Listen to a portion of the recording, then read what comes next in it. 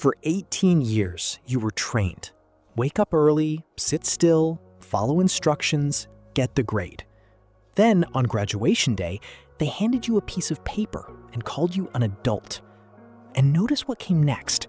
A credit card offer, a car loan, a lease, a subscription. Nobody handed you a single asset, just bills with your name on them. The system didn't fail to teach you about money. It taught you exactly what it wanted you to know, how to spend it. You weren't raised to be an owner. You were raised to be a consumer. Today, I'll show you exactly how it happened and how to defect. Every dollar moves in one direction, from people who consume to people who own. That's the whole game.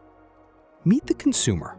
He works hard, earns money, then immediately gives it back for things he'll never own. He rents his home, leases his car, subscribes to everything. He pays forever and owns nothing. Now, meet the owner.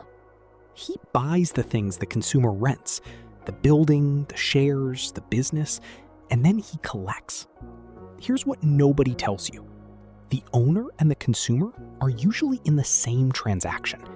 One pays, one profits. The rent you send lands in an owner's pocket. The app you subscribe to, an owner built. And this isn't about income. A doctor earning $400,000 who rents his whole lifestyle is still a consumer. A janitor who owns 3 rental units is an owner. Income is how fast money flows in. Ownership is whether any of it sticks.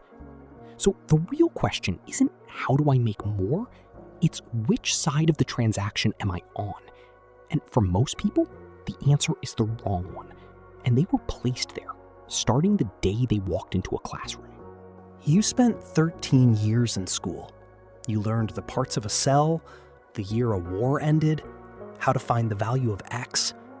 Then you walked into a world that runs on things you were never taught. What an asset is, how interest works, how taxes work, what ownership even means. The most important system in your adult life got less classroom time than the mitochondria. That's not an accident. The modern school model was built in the industrial era, and it had a specific job.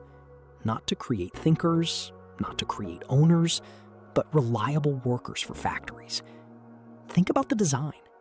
Bells that tell you when to move. Rows of desks. Raise your hand to speak. Does that prepare you to own a business or to clock in at one? And here's the quiet part. A great worker also makes a great consumer. Work all week, get tired, spend the paycheck to feel better, repeat.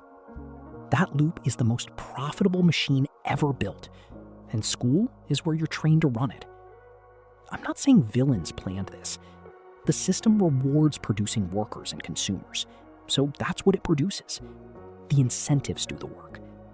You left school fluent in algebra and helpless with a credit card statement. That wasn't your fault.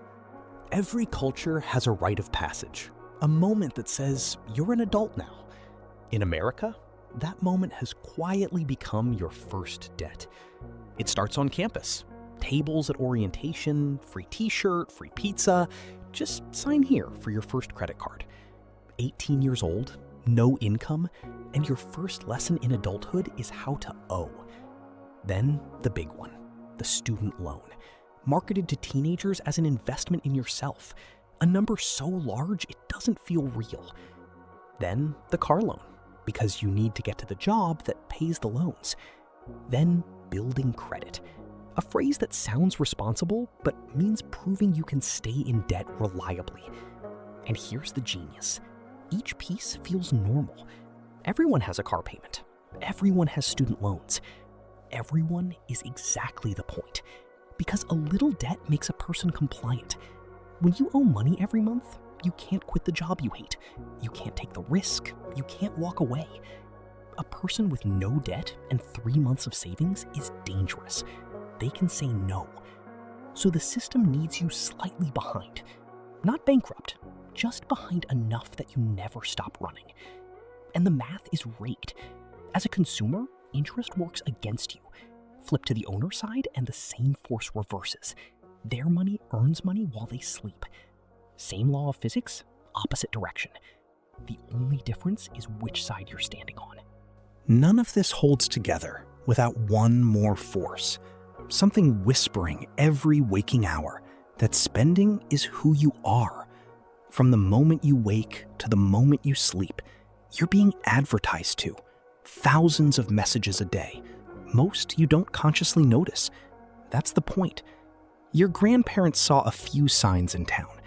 You carry a personalized advertising machine in your pocket and stare at it for hours by choice.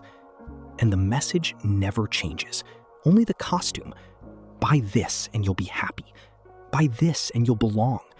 Buy this and you'll finally be enough. They even gave you the vocabulary. Treat yourself. You deserve it. Self-care. They rebranded handing money to an owner as love, as identity. You're not someone who buys the product. You are the brand on your chest. Then social media poured gasoline on it. You watch people you envy living the consumer dream in real time, and every scroll is a reason to feel behind. Here's the loop. The ad makes you feel insufficient. The purchase makes you feel better for about a day. Then it fades, a new ad appears, and you're insufficient again. By design. Forever. And every lap, money leaves your hands and lands in an owner's. You felt a feeling, they booked revenue. The most advertised to nation in history is also one of the most indebted. That's not a coincidence. Here's the good news.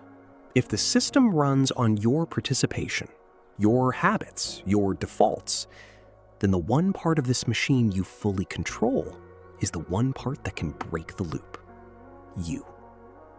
You can't fire the lenders or unbuild the system, but you can defect quietly, starting today. Defecting doesn't mean becoming a monk. You don't have to stop spending. You have to change what you're aiming at. Switch one. Before any significant purchase, ask one question. Is this an asset or a liability? Does it put money in my pocket or pull it out?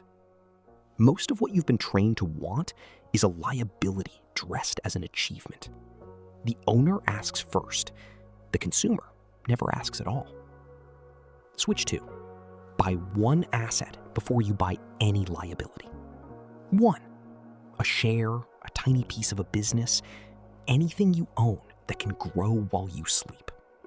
Because the first one changes your identity. Switch three. Add friction to spending. Delete the apps, kill one click, and make investing automatic on payday before you can feel it. Switch four. Reclaim the words.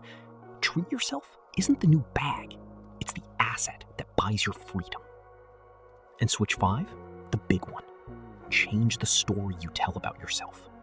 You're not a consumer who occasionally saves. You're an owner who occasionally spends. Same actions, completely different life. You weren't born a consumer. You were trained into one by a school that needed workers, a system that needed borrowers, and a machine that needed buyers. But training can be reversed. The day you start asking asset or liability, you stop being the product of the system and start becoming an owner inside it. I'm breaking down every trap they built, one by one, on this channel. Subscribe and start owning your life. See you in the next one.